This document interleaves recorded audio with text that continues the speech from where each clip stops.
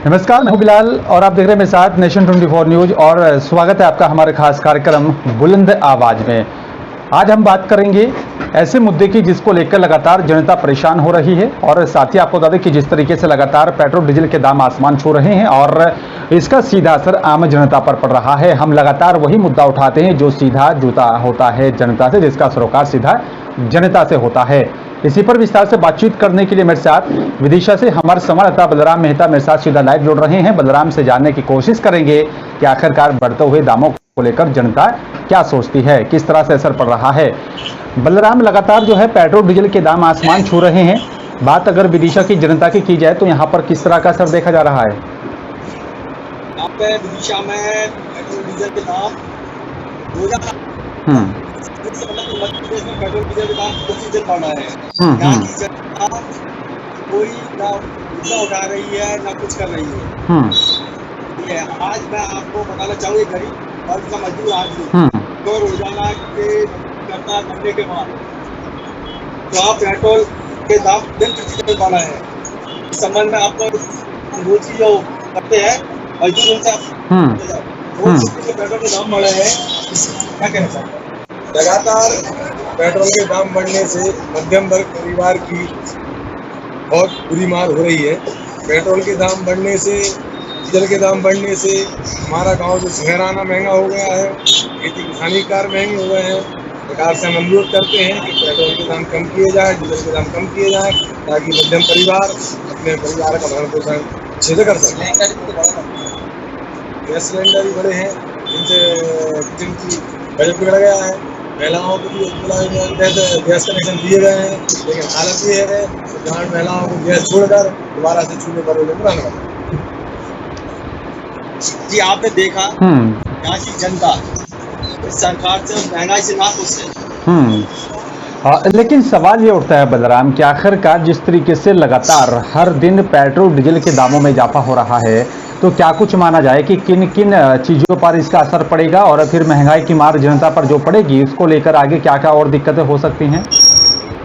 आगे जो है कि 2023 में विधानसभा के चुनाव आने वाले हैं, इससे शायद हो सकता है कि बीजेपी सरकार को बहुत ज्यादा नुकसान उठाना पड़े। वो एक मूवी आई हुई थी कुछ समय पूर्व, डीपली लाइव, इसमें सॉन्ग आया था, डायरेक्ट महंगाई खा गई। आज वो बात सत्य साबित हो रही है। लेकिन सवाल ये उठता है यहाँ पर बलराम कि डबल इंजन की सरकार है, केंद्र में बीजेपी और साथ ही राज्य में बीजेपी की सरकार है। फिर डबल इंजन की सरकार होने के बावजूद भी पेट्रोल डीजल के दामों पर कोई लगाम नहीं लग पा रही है। 2023 में विधानसभा का चुनाव होना मध्य प्रदेश में, क्या सरकार को नहीं लगता है कि इन सब चीजों पर लगाम लगा ली जाए ताकि कोई नुकसान ना हो चुनाव में? मैं आपको बताना चाहता हूँ, जब मनमोहन सिंह की सरकार थी उस वक्त स्मृति ईरानी ने जब पेट्रोल और गैस पर दाम बढ़े तो उनको चूड़ियां भेंट की थी। आज वही सरकार, बीजेपी की सरकार के राज में आज पेट्रोल गैस के दाम दिन प्रतिदिन बढ़ते जा रहे हैं। तो कहीं ना कहीं पानी से कार्यकर्ता या कई नेताओं की गलती है। तो ऐसे में सवाल ये है बलराम कि आखिरकार किस तरीके से लगाम लगाई जाए, जो बढ़ रही महंगाई है कैसे काबू उस पर पाया जाए, तो उसको लेकर सरकार क्या वाकई में कोई ठोस कदम उठाने की मूड में दिखाई दे रही है?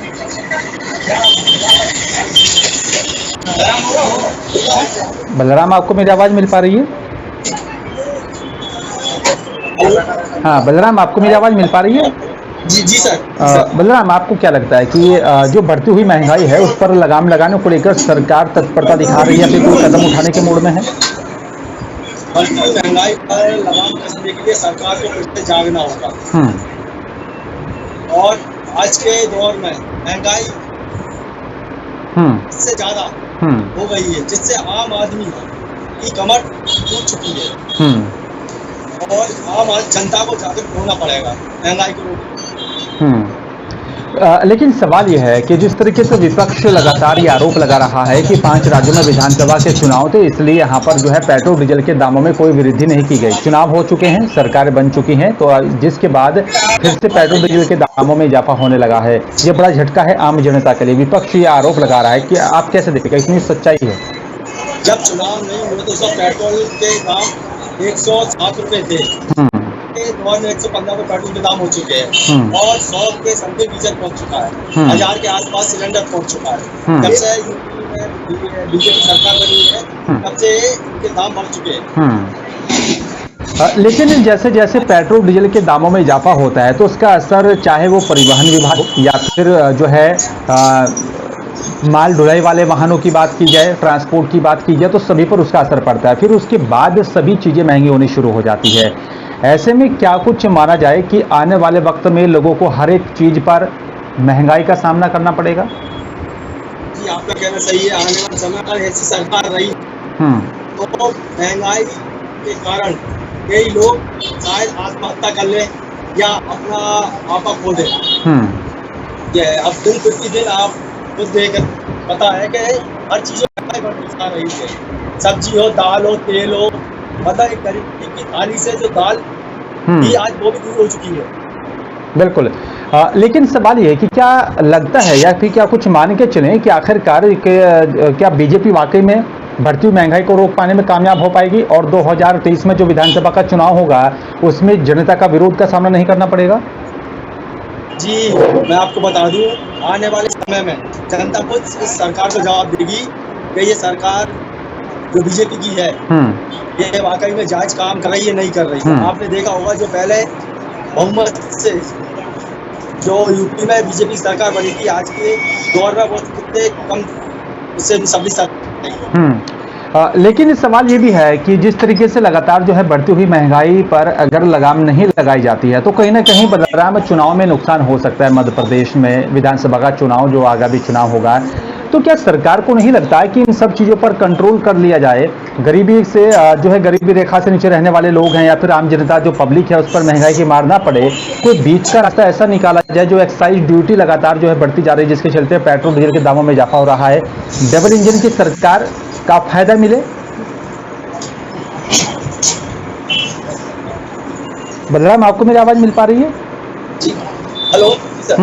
बलराम, क्या सरकार जो डबल इंजन की सरकार जिसके नारे भी लगातार जो है केंद्र हो या फिर जो है राज्य सरकारें लगाती रही हैं, क्या सरकार कुछ डबल इंजन का जो है सरकार जो है उसका फायदा आम जनता को नहीं मिलना चाहिए? मैं आपको बता दूं, जो ये सरकार है ये आम जनता के हित में कई वादे किए थे और जब कमलनाथ की सरकार बैठी थी पेट्रोल और डीजल के कुछ दाम बढ़े हुए थे तो माननीय हमारे शिवराज सिंह चौहान जी ने वो धरना प्रदर्शन किया था।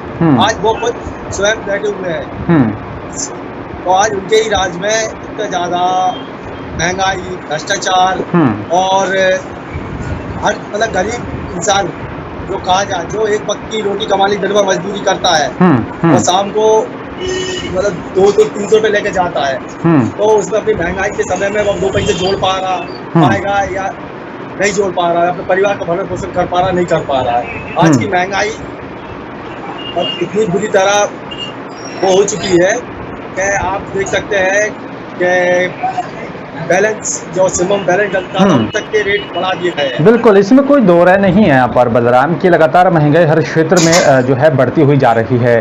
बात अगर रसोई गैस की जाती है, एक तरफ तो सरकार गैस सिलेंडरों का यहाँ पर वितरण कर रही है, सभी को यहाँ पर जो गरीबी रेखा से नीचे रहने वाले उनको सभी को वितरण किया जा रहा है। दूसरी तरफ उसके दामों में इजाफा हो रहा है। क्या ये सच है कि अगर एक बार सिलेंडर दे दिया जा रहा है हितग्राही को, उसके बाद उसको भरवाने में वो नाकाम साबित हो रहा है? जी, मैं आपको एक छोटे स्तर का जो मजदूर करने वाला बच्चा बिला लगाता है जो सिलेंडर लेता है, आज आपको उससे बिल्कुल चाहूंगा कि आप जो 1000 रुपए की समथिंग सिलेंडर आ रहा है आज की पोजिशन में, वहाँ पे कितना मुनाफा का फायदा होगा? आइए मैं आपकी बात करा दूँ।